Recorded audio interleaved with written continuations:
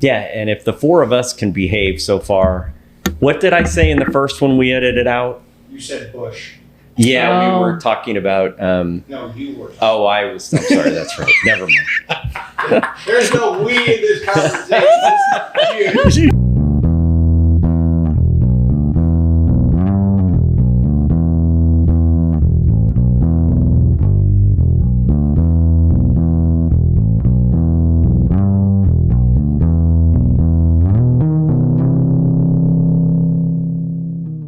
Welcome back to the Gogh-Getters podcast. Today we have Melissa McDonough-Borden, and I'm going to go and maybe just call you Missy. Thank you. Yes. All right, that's cool.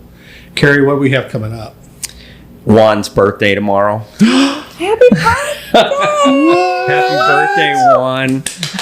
Happy birthday! I should have brought cupcakes. And we wanted to mention that we have on June 19th, David Yates and Dennis Ringerling is our next show. Talk about some longtime Edwardsville fixtures in the art community. Right, and the great thing about those two is Dennis was David's mentor. So I had the privilege of sitting last year in Dennis's studio as they critiqued one of David's paintings. Oh my. They invited me. That's awesome. It was fun. I can't believe David cried that day. I can't imagine. Well, they sit in two almost like, I wouldn't call them rocking chairs, but they're like living room chairs, and then the painting's centered, and they talk about art. Dennis gives David his thoughts. Well, we should have David on the podcast. We should. Really we will do that for sure prior to their For today, we're talking about Missy. Yes. Thank you. Yeah. Sorry to go on that tangent. No, I want to have a crit session too. All right. Let's do that. Yeah. You want to go get our crit session sometime? We could totally do that. You may learn nothing. Yeah, but it'd be great. Whatever I learn. All right. Yeah. Let's talk about you, though. All right. Let's go way back.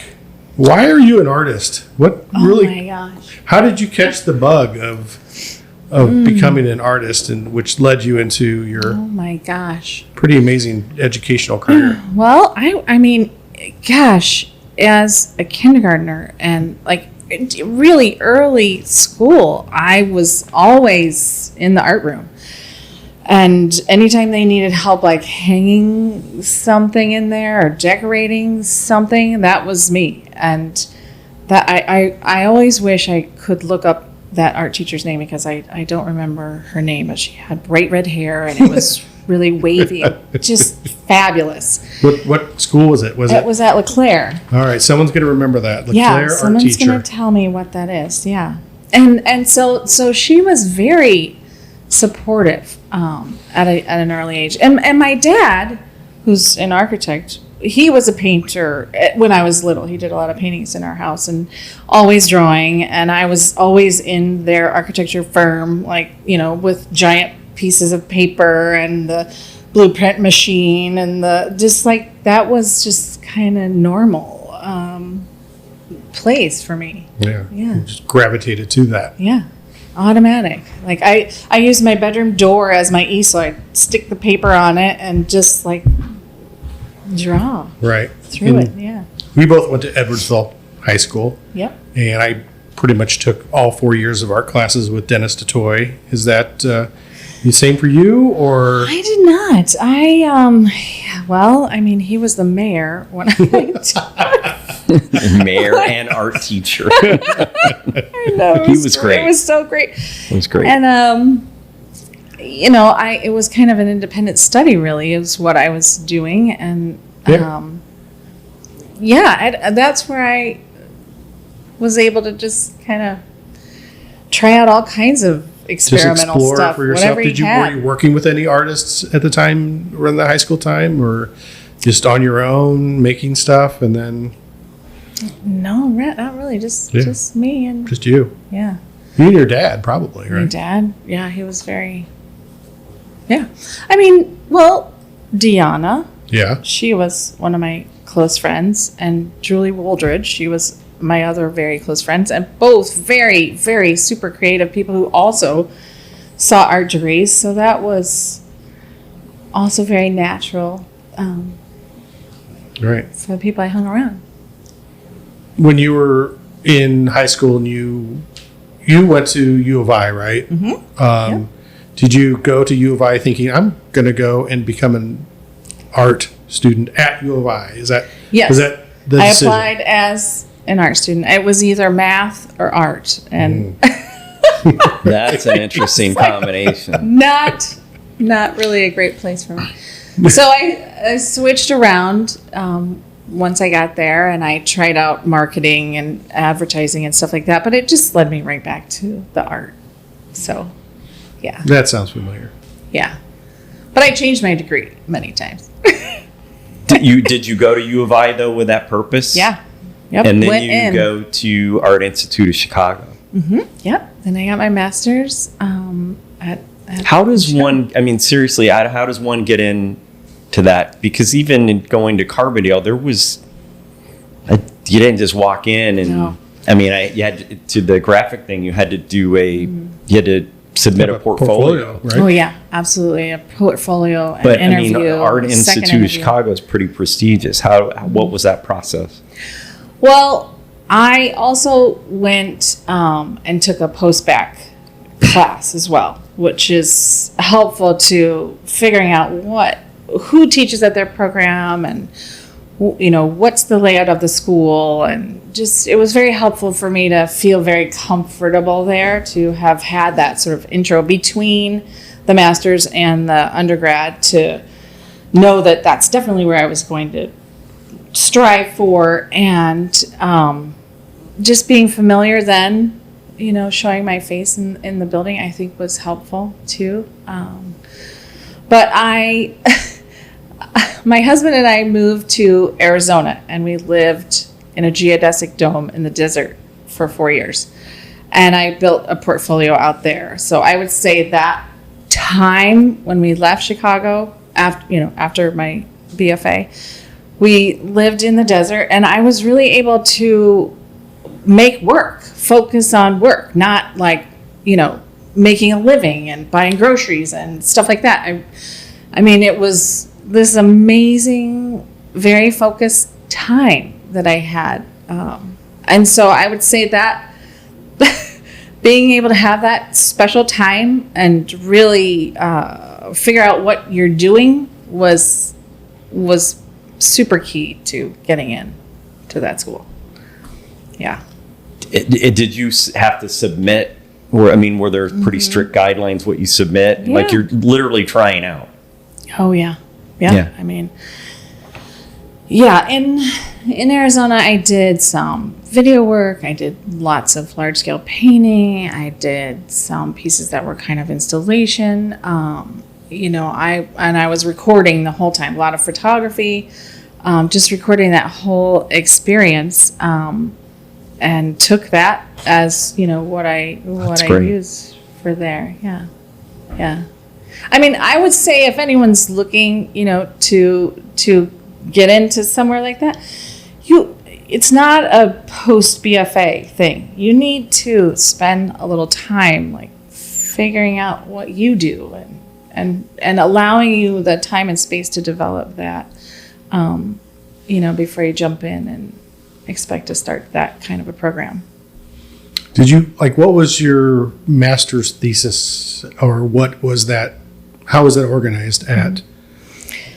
Well, you have a big graduate show, and it's in this giant warehouse, and you get this walled off section. This wall is yours, but it's massive, really. But we had Ed Harris was our speaker for our graduation, and so he was there that night. The Ed Harris? The Ed Harris. Ed The Apollo Harris. 13 Ed Harris? Yeah. The and Ed he had Harris who played Pollock. He just done Pollock, Yeah. and so he was there. Yeah. That's a great movie. For that, yeah, and that was kind of cool to speak to him, and Yeah. What was your show? What was your exhibit? What's it? it was mostly on paper. I did paper paintings, and they were reflective paint, and they were a lot like calligraphy.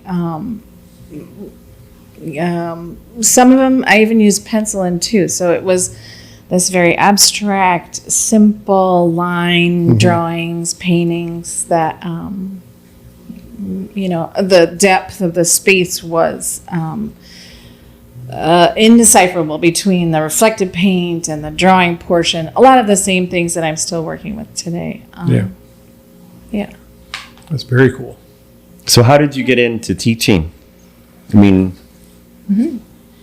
it's a pretty impressive list of... Where have you taught at Lewis and Clark, Blackburn, SIU, and back at the Art Institute of Chicago. Yeah. And I mean, at the Art Institute, that was part of the, TA grad program, summer. I taught summer figure drawing as well. So. And at WashU too, right? No. I didn't teach at WashU. I have only taken class there. So, no. That was part of your continuing education. Right. Yep. Yeah. My undergraduate professor, Buzz Spector, was in residence, teaching there at WashU. And so when I found out he was there, I was just ecstatic to see how I could work with him. And so he said, come over and take this language of abstraction class with me. And I was like, hooray, help me. I'm a mother of two and working and having difficulty finding time to devote to painting. And so having that one semester where I had a studio at WashU and I had, my very respected teacher and friend, Buzz Spector, there it was like such a motivational time, to kick it back into gear. And you've described him as a mentor. Absolutely a mentor. Yeah. Of all my past professors, he's one I can call up and tell him whatever I'm doing, or I need a recommendation letter, or I'll put something out online and he'll reply, I like seeing this again, or something. And it's so wonderful to have that person who knew you, when you're in undergrad.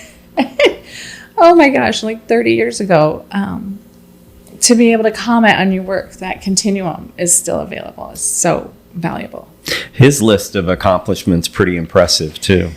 Yeah, he's pretty fabulous.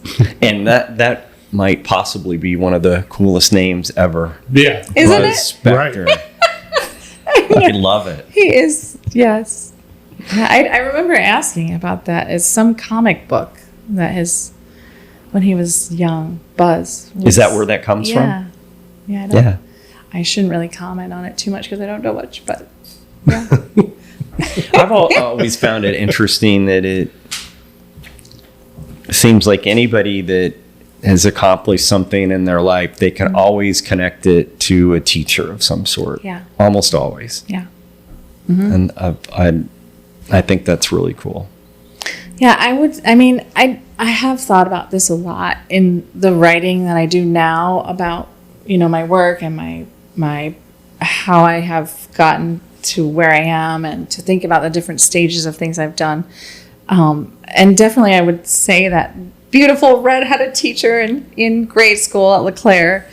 And then there was a wonderful teacher in, oh my gosh, it's now Woodland, but it was the junior high. And oh my gosh, he said a couple of things that I remember throughout my life that I still hold on to. He was describing having spent a weekend with a friend, and he said, everything that artists do is thought, is sort of thoughtful, recognizing the moment. As he's folding this paper into this, beautiful little cloud, and he's talking about his experience of making a fire with this friend and folding this paper. And it's just like, just the smallest things can be so enriching and thoughtful. Meaningful and impactful. Yeah. Just as simple like that. So that's something, and that is someone that has definitely held true for me. Right. Yeah. So we've all had a connection with the Art Center, but you were executive director. Right. You accomplished a lot in there. Yeah.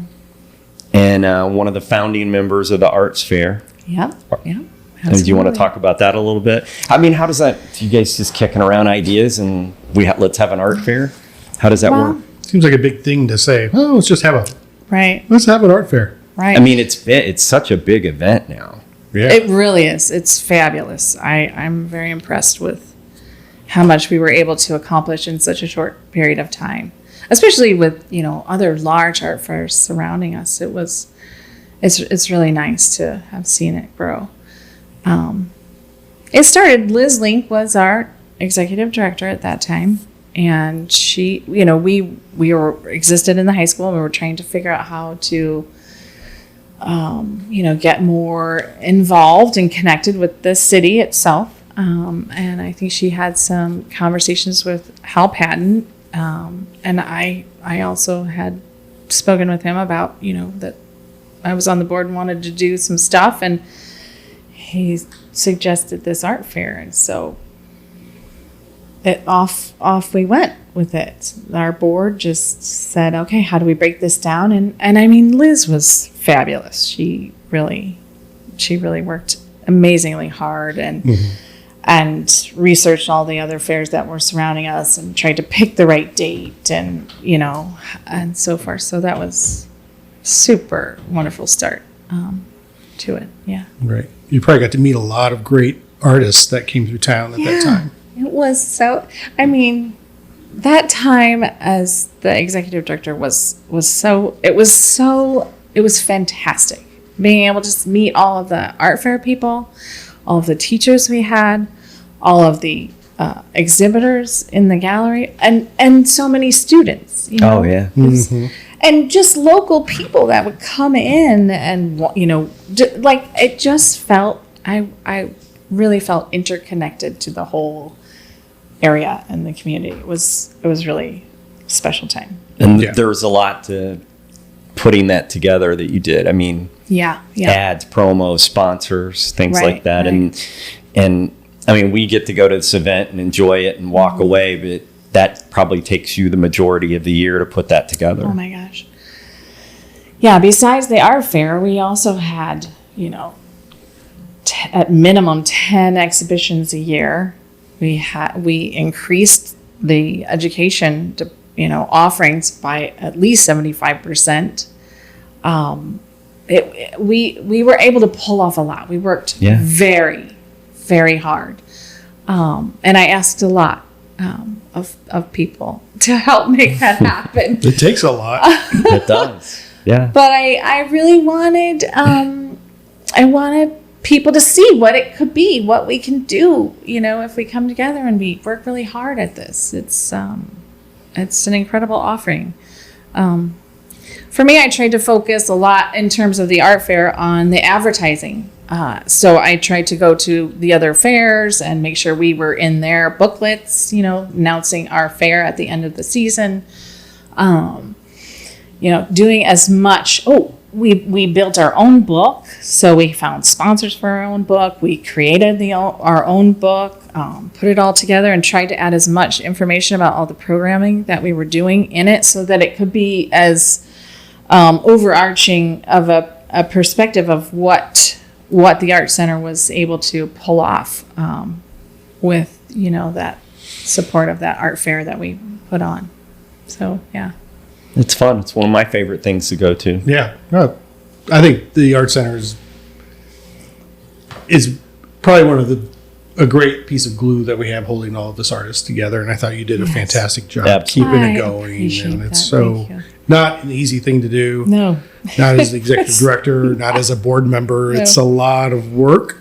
Oh my gosh. So it's tireless work, and sometimes it's thankless. Often too. Yeah. Unless you're probably thanked by someone who was putting a lot of work in too, and they just know the blood, sweat, and tears that go into running a nonprofit art center. Yeah, you guys being some of those, the sprouts that really helped to make it grow.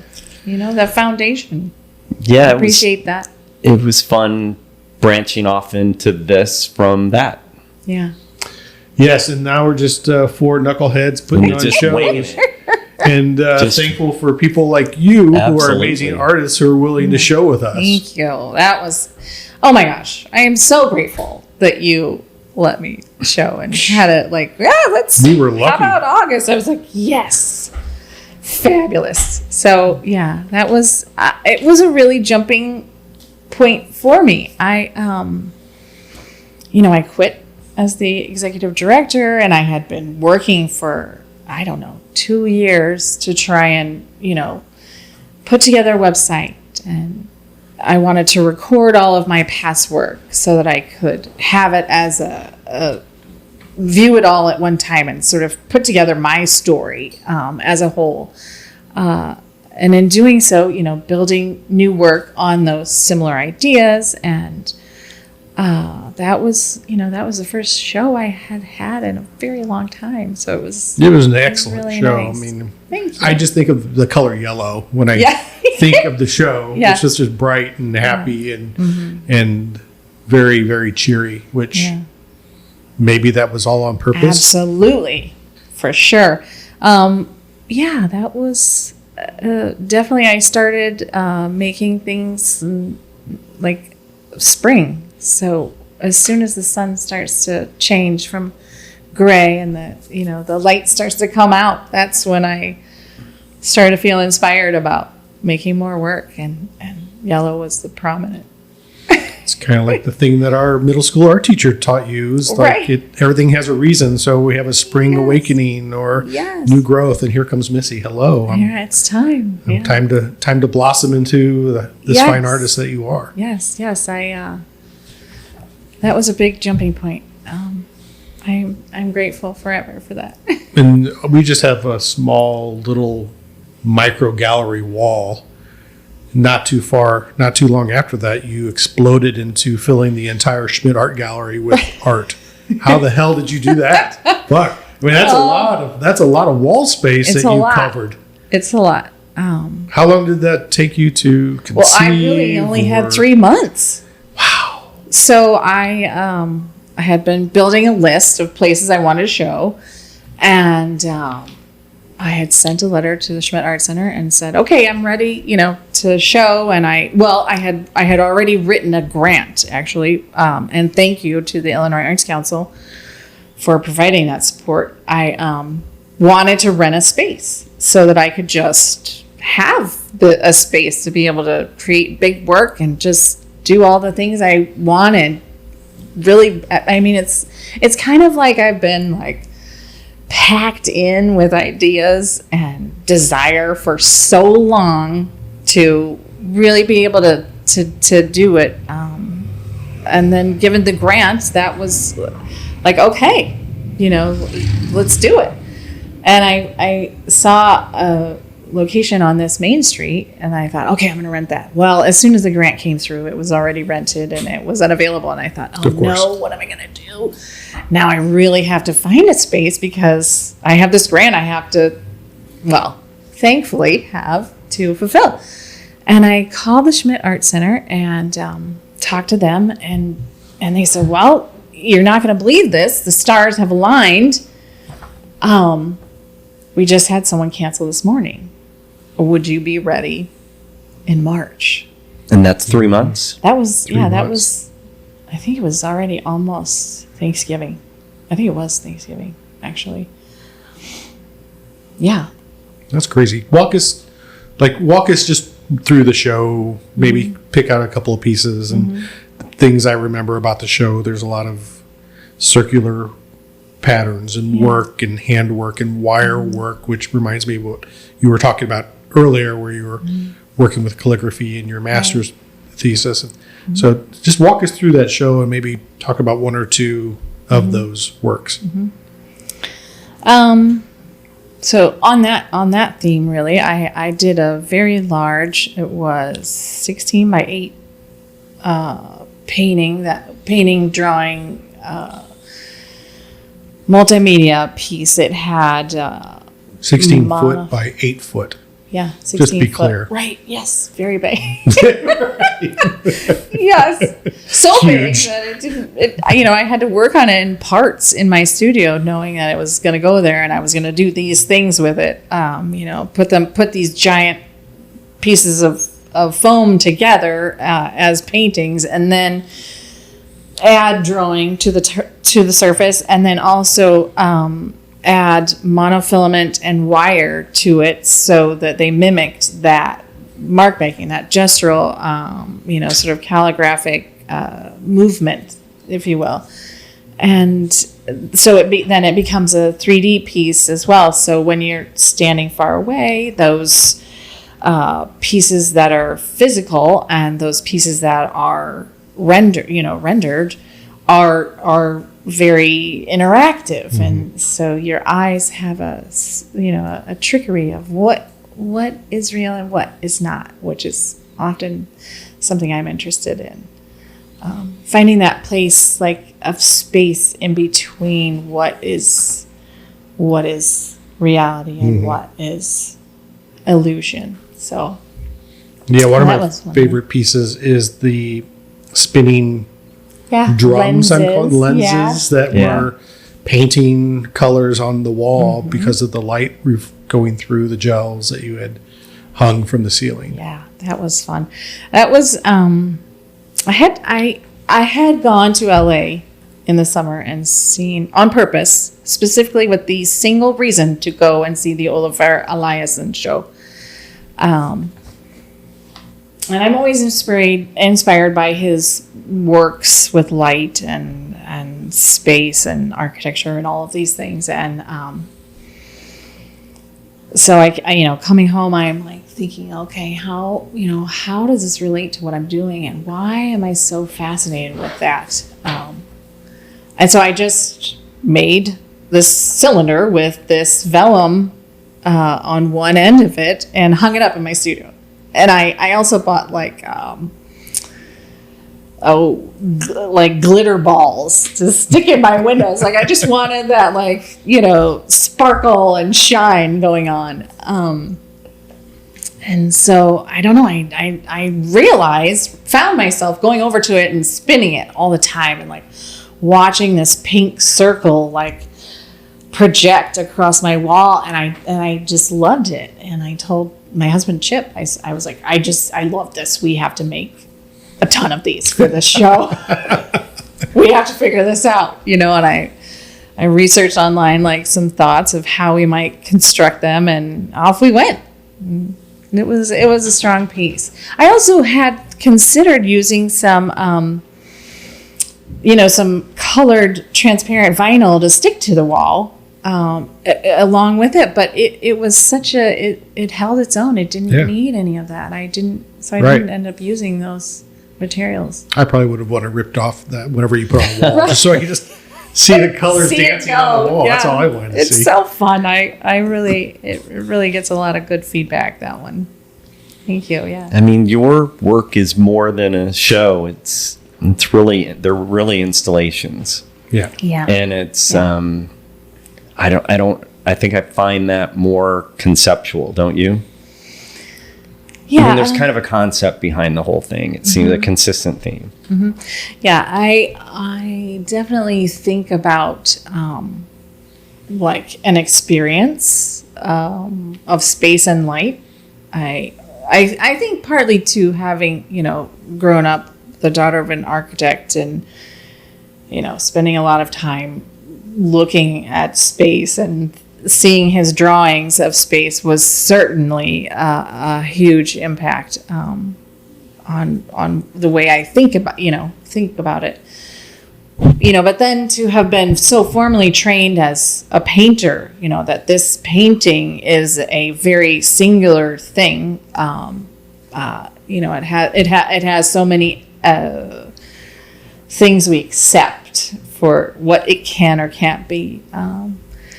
And going to grad school and dealing, kind of with that as a problem or a challenge, really. I had a professor there, Galen Gerber, who thinks he also has done some unusual installations, and Kay Rosen and Michiko Itatani. Those are the people that I worked with that made the biggest impact on those kind of thoughts about what is painting and what can you do with it. And even at that time, it was a strange interaction with. Like I wanted to take fiber, and they were like, no, you're a painter. You should stay over in the painting. So, you shouldn't take those sort of classes. So I've always kind of dealt with that concept of making the painting come out into my space and live with me, make it my whole environment, not just. Well, it's interesting when you look at the Go-Getter show versus the Schmidt show, which I've seen that one only online, but you were adapting to whatever space you have, but they're still installations. Right. Yes. Yes. No matter how small or how big absolutely adaptive to the space that it's in. I mean, I'm reading this other book called Situations, and it's really not so much about installation. It's about a situation. It's about the air that moves. It's about the lighting that's in the space. It's about the traffic that comes through, that it's, there's so much more than just the thing you build. And so thinking about all of those elements that you have to consider as. Yeah, what I liked about the Schmidt show is when you look at it, you go to a gallery, you see a painting on the wall, you stop and you stare. Your work kind of forces the viewer to walk around and move with the piece. I mean, there's an energy inside the art already, but because of the wires coming off or the colors, you really kind of can't not move your body around your work to kind of see how it works. Yeah. Which I think that's, from an interactive standpoint, makes it really powerful. One of the things I really noticed I liked how you had a 2D piece and then a 3D piece of it right beside it. That was really interesting. It did a much different perspective to see those two together. Right, and to draw attention to what does it mean to see something in reality versus see something that is rendered in paint or drawing. Like I also question that about what we're seeing online and how we're interpreting these color screens and just that's our children, my children, they're not working with paper and drawing and all of those things that are in real space with real light, with real texture. Those things are really valuable to me. It's kind of like iTunes versus vinyl. Yes. It's tangible. Wink, wink. It's just holding that record versus everything digital. Yeah, and the gloss and the texture. I mean, it's just it's an everything entire comes experience. Back to music with me. I'm sorry. It's just fantastic. I love that. Yeah, music is a part of making for me as well. Yeah, that's one that sometimes we ask people in the hot seat is, what do you listen to? Do you have anything? Do you have a specific? Yeah, it's always jazz. Is it? Always jazz. It's very helpful. I love how it can be so sporadic, and the composition isn't always orderly, and that way of making is how I make. It's intuitive, and so it's relative to what I'm doing. And who would be a favorite artist of yours? Well, two. I love the John Batiste radio channel. That's one. But, I mean, Miles Davis and Ella Fitzgerald. Oh, my gosh. All of it. Yeah. Yeah. Love it. I bought Miles Davis Bitches Brew, and that is an experience. Isn't it? Because it's jazz meets Woodstock. Yeah. Absolutely. Yeah. Yeah. Yeah, it's definitely a part of what I'm doing, and I sometimes wonder about adding that to the experience of the viewer. It's it's already interactive. Like, why not add sound what I'm listening to? And sometimes even name them after the works. Like, there were 2 in your show that I named, like Take 5 or. Nice. Dave Brubeck. Yeah, those are. Yes. So, that's a common thing I might do. Like, this is really about this experience and this sound and this organization. That moment, right? Yeah. So it really sparked it. Yeah. I liked when Deanna, I think it was when she showed with us, she had a QR code with a playlist. Really? Oh, I didn't realize That's a great idea. Oh, wow. I'm going to have to ask her about that. Yeah. Steal that idea from Deanna. That's great. Yeah. She's so good. I love her. Yeah. She's a go-getter favorite. Yeah. As is her husband. Yeah. Yeah. Yeah. So we were grade school friends, lived across the street from each other, and my gosh, probably first grade to, I don't know, 5th, something like that. Jeez. Yeah. I mentioned to you on the phone, I like her 100-day projects. Those are fun. So great. Such a great idea. All of it's very beneficial. Yeah, she's a great inspiration. And honestly, always has. I part of the reason I wanted to be a part of the Edwardsville Arts Center was because her, initiating that. As very small girls, we would, complain how Edwardsville had all these teams and sports and there wasn't really this outlet for us, these, creative girls who wanted to really like do some big stuff, so she grew up and ran with it. And of course, when I moved back to town, I was like, well, I want a part of that. I want to engage with that idea too. Make it better. And you did. So your work at the Schmidt was inspired by Judy Pfaff. Yes. And you're for sure, right? And then Deanna, huge impact with you. Yes. But you're also a part of a women's group as well, right? Yes. A women artist group. Well, tell me a little bit more about that. So, in trying to find, some community to,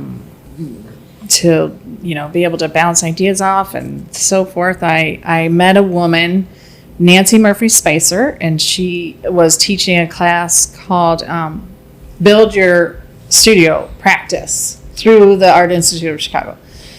And I had been looking for classes for my son Sam to take during a summer program so that he could, he's getting an art degree as well, so that he could have some big experience as well. And while I was on there, I found that class for myself. And so I signed up, and it's an amazing class. It was very helpful. Began with some very foundational ideas about how to keep your practice going. And then she told me about this network she was building, which is called Women Artists Connect.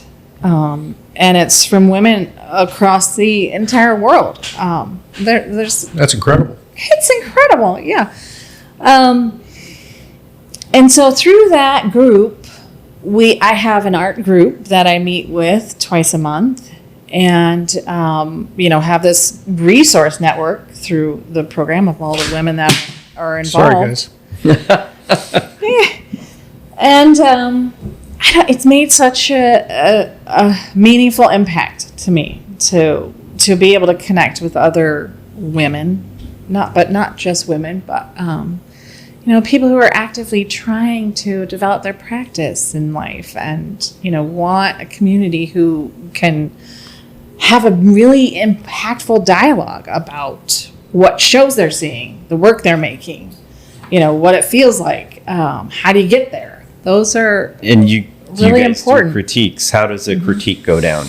What would be how would they critique something? So it's harder to call it critique because it's not so much about critique as much as it is sharing. Yeah, share and develop perspectives from. So you make a PDF of the work you're working on, you share it over Zoom, and each person, per month, each person gets a space or or at least every other month. And then you get to present. Maybe you're not making anything at that moment. Maybe you're reading some fabulous book and you'd rather like talk about something or what have you, a show you saw. So it's very whatever you want to make of it, however you want to use it. But for me, being able to show my work and discuss it and even talk about like technical things like, how would you make this? Do you think this glue would work? And I'm right now in my group, I have a woman who ran a business in Chicago who was building sets in theaters, so she has a lot of technical information she can share with me. I have a friend in Michigan who lives up by Saugatuck. There's another woman in Milwaukee. There's another woman in Oregon. So when we're talking on the phone, it's not even the same weather. It's very different where we're at. So our perspectives, from across the nation is like really, really great to get. I like the last podcast with Alex and Kimberlyn. They talked about, those two being mentor and mentee or friends, but the St. Louis Visual Artist Network that Alex had started and Kimberlyn helps run, but having that sense of community or that not working in isolation, I think is really important. I think you finding the Women's Artist Network was key. Yeah, very key. I remember like one of my first classes at the Art Institute, Phil Hansen said to the class, can you make work in a box? And I said, yes, very confidently. Yes, you can. I had just come from 5 acres in the desert of Winslow, Arizona, very isolated place, and had built the portfolio to get there. So I felt very confident about that. But I would tell you now, in an effort to maintain that practice and keep it going, you really do need that community, like those people that you can bounce ideas off and be inspired by and have coffee with. Right. We also critical. Know they're working, which inspires you to keep working. Yeah. And they're going to share. Huge. And you want to share. Mm-hmm. And it's really keeps you motivated to keep working. Mm-hmm. And vulnerable. Yeah. That's such an important part of making work too. It's like being able to share what you're doing. True. Very true. Mm-hmm. Yeah. That's amazing. So what's next? Are you working on anything? Is it secret? Are you on vacation? Right. After that show? Vacation? No kidding. Yeah. That was an incredibly intense time. And it was Christmas and so on and so forth till it was up. So that was an intense time. And I really have been trying to allow myself just time to organize. Like, I want to put a book together, a catalog of the show. I want to really take some good notes, and we're working together to create a video, if you will, of the experience of my practice. It's going to be amazing. Thank you. I have no doubt. Because of you. Not me. Because of you. It's us together. It's going to be fantastic. Steve goes, it's going to be amazing because of me. It's all because of me.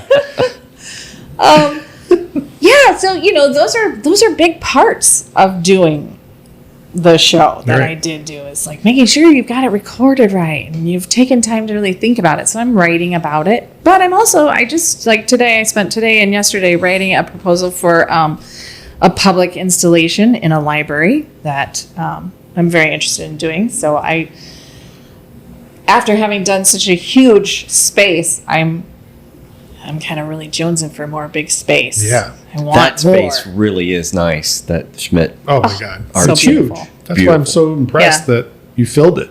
Thank you. Crazy. I'm just like dumbfounded. Like, I'm not surprised that you did it. I'm just like. It was like fireworks. I'd go to bed and I had so many ideas. I was like, how am I going to pick? Like, I just have so many things. I had my sketchbook by my bed, like, write that down. Right.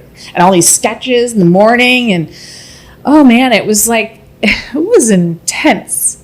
And, I mean, having had only 3 months, if it had been longer, I think I would have drove myself crazy.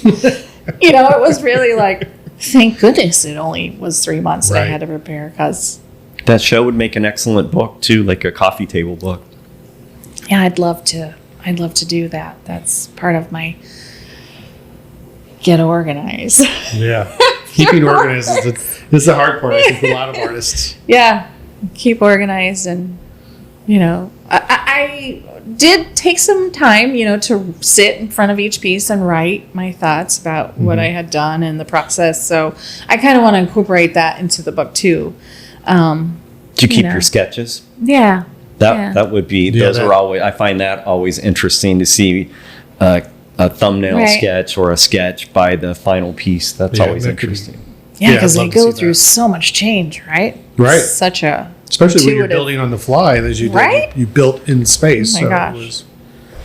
And one of them, I didn't even, two of them, as a matter of fact, I didn't even have a pre-plan. Like, I was like, okay, this is, you know, you're going in and you're going to use this projector, and you've never used a projector before. And, you know, you're going to use this giant sheet of wood. And, you know, it was... Is that the one with the clouds? Ballsy. There was clouds? Yeah, that was really cool. Yeah. Thank you. Yeah. It was new for me. Yeah. Totally new. I want to say my favorite piece is the one where I'm assuming it's a box, it's a clear acrylic frame box that's kind of hollowed out, and then you have like screens covering over it, and you create layers. Yes. That one's my favorite. That one I started making those more developed when I was taking the WashU class. My husband started helping me make frames. I had made many hollow ones, but I started putting panels in the back. And in the panel in the back, so you can use the panel on the back as a surface. You can use then the stretched like silk on top of that as another surface. And then, you know, the interaction of the light through that surface, that scrim sort of leaving a shadow on the back panel. So you're getting all kinds of... you know, various interactive spaces. Was that the one in the corner next to the cloud? No. Or was that the one in the hallway? Yeah, okay. Mm-hmm. Yeah, where you were trying to actually record me and what's her name? Jada. Jada. Yeah. You're like, don't point. Right there. I was with Jada. Right? Yeah, that's fun. It's like in the little hallway space. Right. That one was really inspiring because I like I guess the mechanics of how it was all put together. I was seeing how this was put together. I really enjoyed it. Thank you. Yeah. I mean, that's sort of a lot of the nutshell of my work, is thinking about the space in between the light, between the wall, between, you know, the layers of paint that it takes while you're making a painting, and the processes and developments that happen. You know, one painting goes through so many transitions. There's the whole story in that itself. Cool. I asked this question last time of Alex and Kimberlyn. We call it like, what's your dream hang? And it could be some artist that you'd like to hang with, or a gallery anywhere in the world that you'd like to hang your work. Is there like do you fantasize about any, or have aspirations to like the next big thing, or the big ultimate goal? I mean, I have a couple.